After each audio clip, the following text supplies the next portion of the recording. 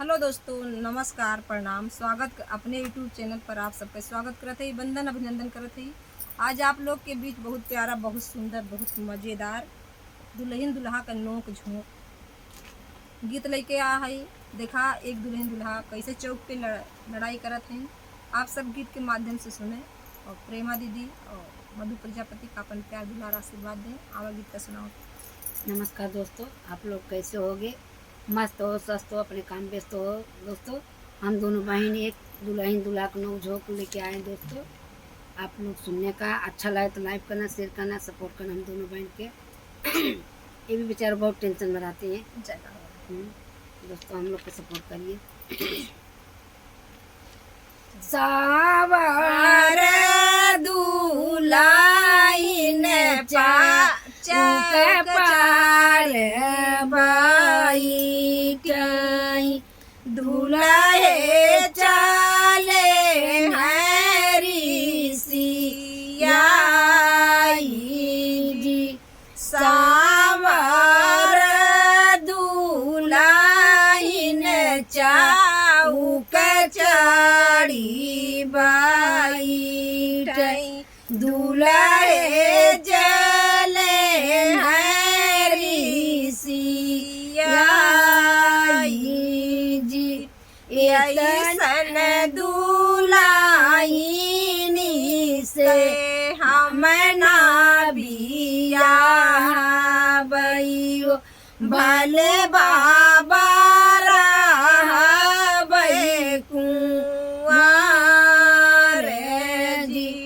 ऐसन दुल्हाइनी से हम ना बियाहबइयो, भले बाबा रहबै कुंवर जी। एतनी बचन सुनी बेटियो कामन दे, उठली पीछौरा झाराई जी। एतनी बचन सुनी बेटियो कामन दे, उठली पीछौरा झाराई जी। यही सन दुल्हाए से सामना बियाहबइयो, भले बाबा रहबै कुंवर जी। ऐसन दुल्हाइनी से हम ना, ऐसन दुल्हावा से हम ना बियाहबइयो, भले बाबा रहबै कुंवर जी।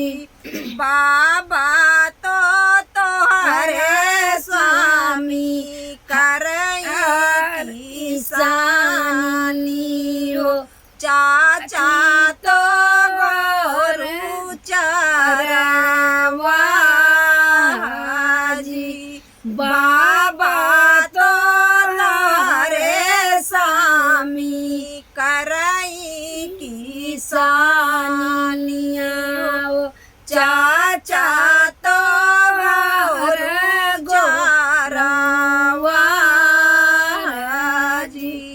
जइया तो तोहरी स्वामी जन्म के भाटिनिया हो, कहे गुण